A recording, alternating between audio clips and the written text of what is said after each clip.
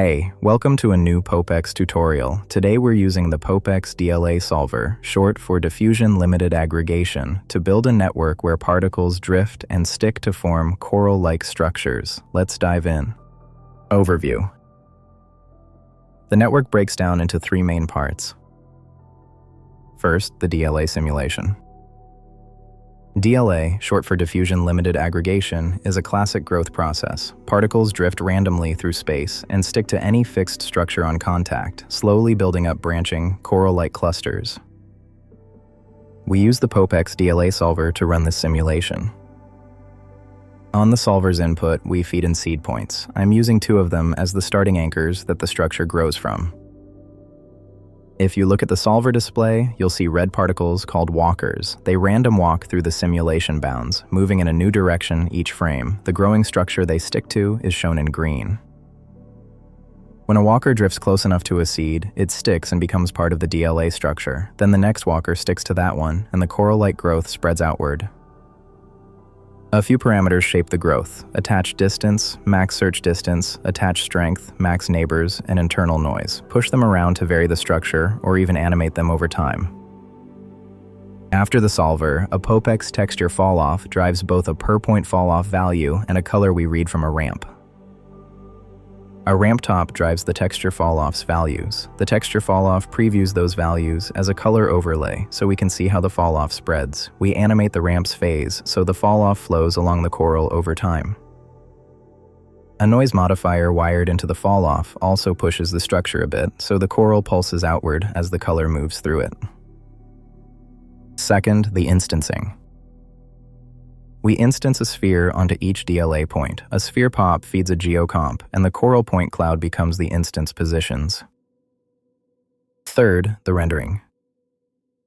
A PBR material covers the spheres, lit by 2 point lights and 1 environment light. A render top with SSAO gives us soft contact shadows where the spheres clump together. A small trick, a feedback loop creates a soft, evolving smear of the structure over time. A luma blur fed by the depth pass gives us a subtle depth of field. A level top dials in the final brightness. And that's the Diffusion Limited Aggregation network.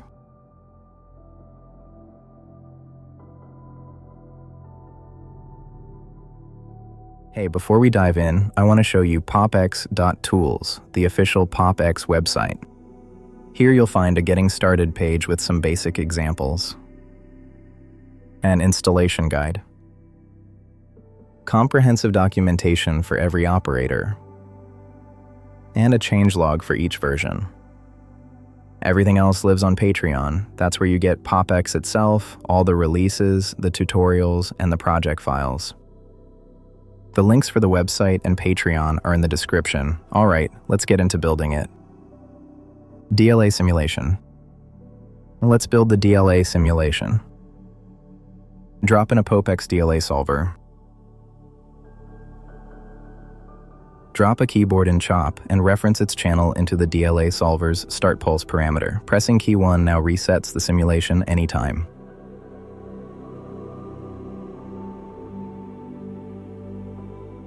Set simulation bounds to 5 on all 3 axes. That gives us a roomy cube for the walkers to wander in.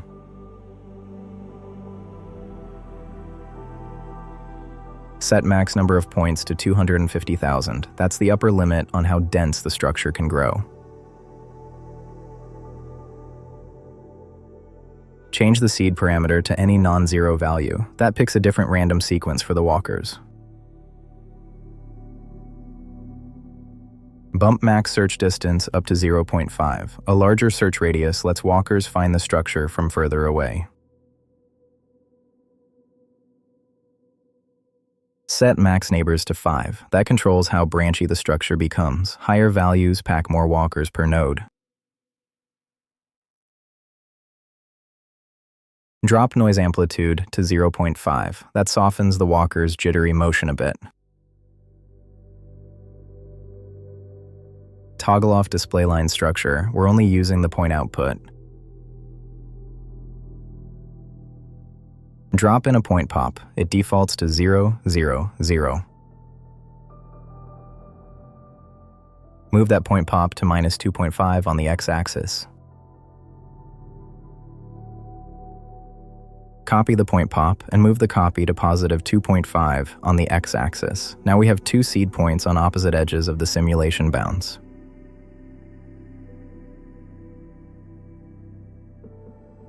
Drop a merge pop, connect both point pops into it, then connect the merge into the DLA solver's first input.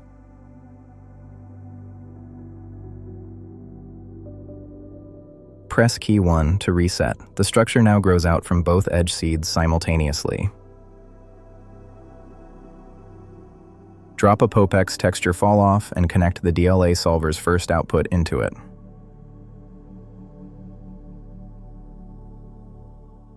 Drop a ramp top. This will drive the falloff. Connect it into the Texture Falloff's second input.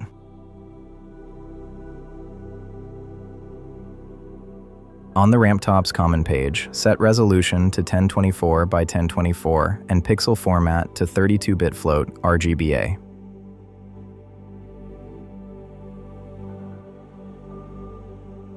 On the ramp page, set type to circular and extent left to mirror.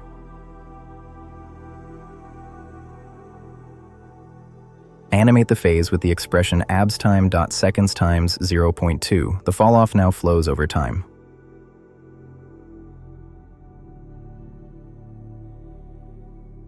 Set period to 0.5 to make the falloff loop a bit faster. On the Texture Falloff's falloff page, toggle on Preview Falloff. You'll see the falloff overlaid as color on the structure. Change the falloff ramp parameter to custom and open the custom ramp editor. Pick your own colors. I'm using something close to the example for that coral, organic look.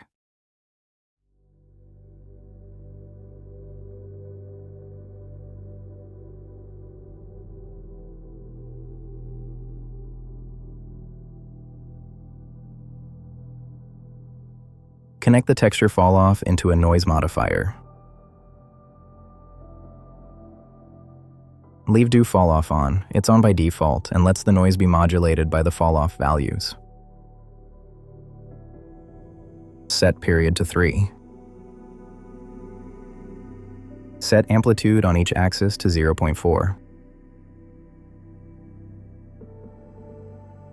On the transform page, animate translate 4D with the expression abstime.seconds times 0.05. The noise pattern shifts slightly each frame, giving the whole structure subtle movement.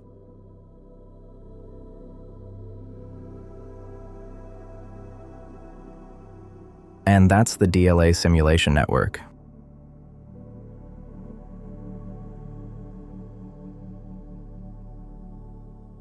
Instancing. Now let's build the instancing. Drop in a sphere pop.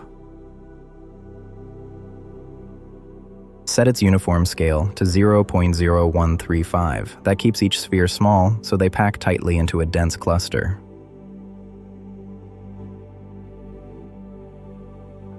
Set the sphere's frequency to 1. The spheres are small and tightly packed, so we don't need high-resolution geometry. Connect the sphere into a geocomp. That geo will hold our instances. Back at the DLA network, connect the noise modifier output to a null pop and rename it instance. This is our stable handle for the instancing source.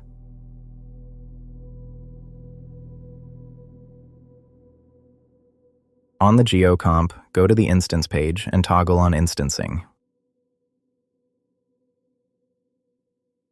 Drag the instance null into the instance op parameter. Set translate x to position 0, translate y to position 1, and translate z to position 2. That feeds the DLA point cloud's x, y, and z position attributes into each instance's transform.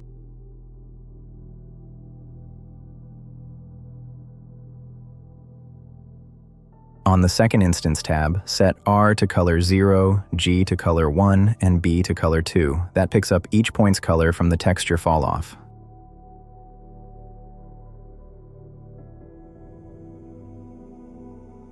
Inside the GeoComp's viewer, you'll see the spheres scattered along the coral structure, each picking up its color from the falloff.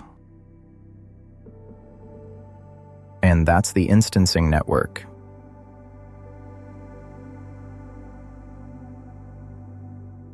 By the way, if you don't want to build the network from scratch, you can grab the project file from Patreon, along with the project file for every tutorial I made. The link's in the description. Alright, back to building. Rendering. Now let's walk through the rendering setup. We're not building this from scratch. It's already wired in the project file, so we'll just walk through what each piece does. First, split the screen left to right. Set the right pane to panel so you can see the rendered coral directly.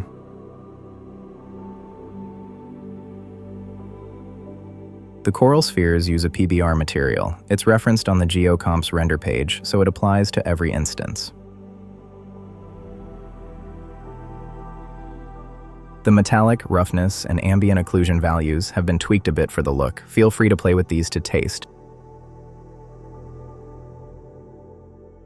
The render starts with a render top. Its resolution, pixel format, and references to the camera, geometry, and lights are all set up.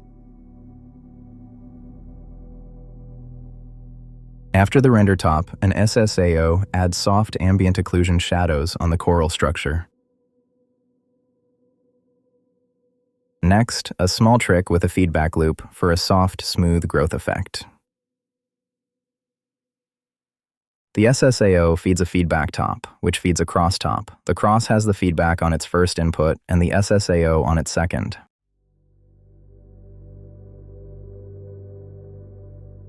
The cross's output is referenced back as the feedback's target top, closing the loop. The keyboard and chop is also referenced on the feedback's reset pulse, so the reset key clears the feedback along with the simulation. Lowering the cross's value smears the output a bit. That gives the coral a soft, evolving look as new spheres pop in instead of looking choppy. A depth top reads from the render. It's configured for camera space depth, so near pixels read black and far pixels read white. A LumaBlur takes the crosstop on its first input and the depth on its second. The white filter width is bumped up gently, just enough to softly blur instances far from the camera for a subtle depth of field. Pushing it too hard makes the blur read as harsh. A level top dials in the final brightness and gamma, adjust to taste. On the camera's settings page, linear fog is enabled with an orange color. That gives distant structure a warm tint and adds a sense of depth. There are two cone lights positioned around the scene. Feel free to change their colors, positions, or types. An environment light brings the overall brightness up. It uses a simple environment map from the TouchDesigner samples. On the GeoComp's transform page, the rotation is animated. X uses the expression abs time.seconds times 2. Y and Z use the same expression with different multipliers. That slowly rotates the whole coral, giving it an organic, living feel.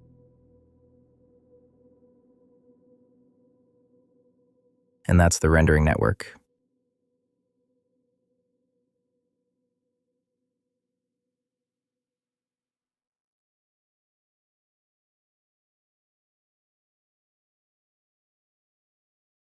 Bonus.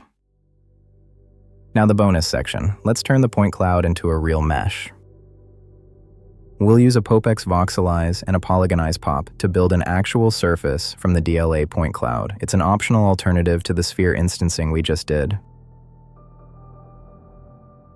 Drop a select pop and target the instance null we made earlier. That gives us the point cloud as our input.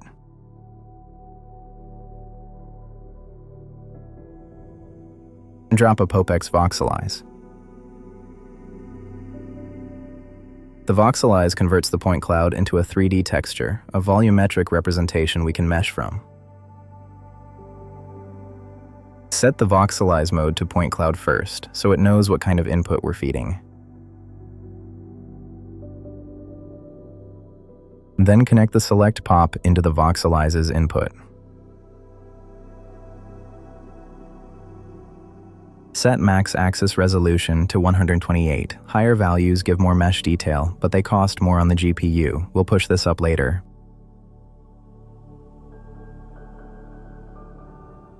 For the lower bounds, reference the DLA solver's simulation bounds and multiply each component by -0.5. For upper bounds, reference the same values multiplied by +0.5. That gives the Voxelize the exact volume of our point cloud.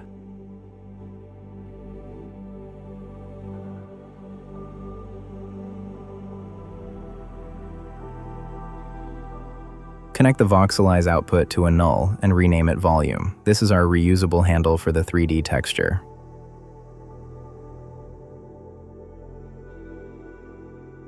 Drop a Polygonize pop. Reference the volume null on its top parameter.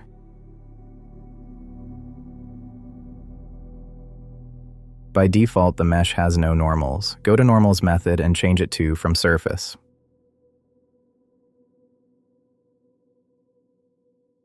For smoother results, insert a blur top between the Voxelize and the volume null. Drop the filter size to around 3.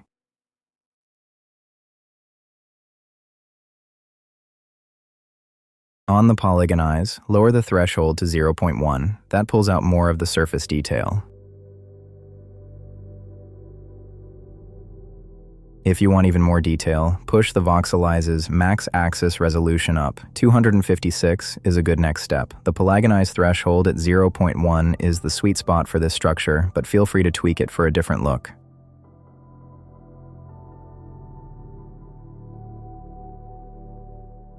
By default, the mesh lands at the origin, not at the original point cloud position. We can fix that. On the Polygonize, toggle on Rearrange. Reference the DLA's lower bounds into the map to low parameter and the upper bounds into the map to high parameter. Now the mesh sits where the original point cloud was.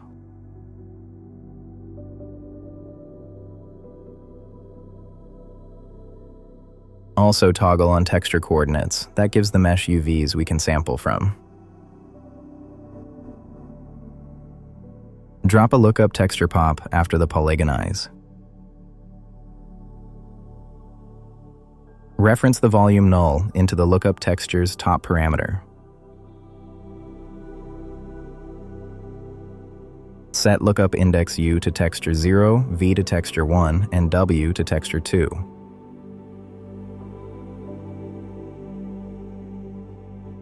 Set output attribute scope to color so the looked up values land on the mesh as vertex colors. Toggle on pixel-centered sampling location for both axes. The colors come out dark at first. Multiply them by something around 3 to lift them into a usable range. Connect the geocomp to the lookup texture output. Now the mesh is the source for the render. Toggle off the render flag on the original point cloud geo so we only see the new mesh structure. From here, you'll probably want to tweak the PBR material and lighting for the mesh. It needs different settings than the cluster of spheres we had before. And that's the bonus Voxelize and Polygonize approach.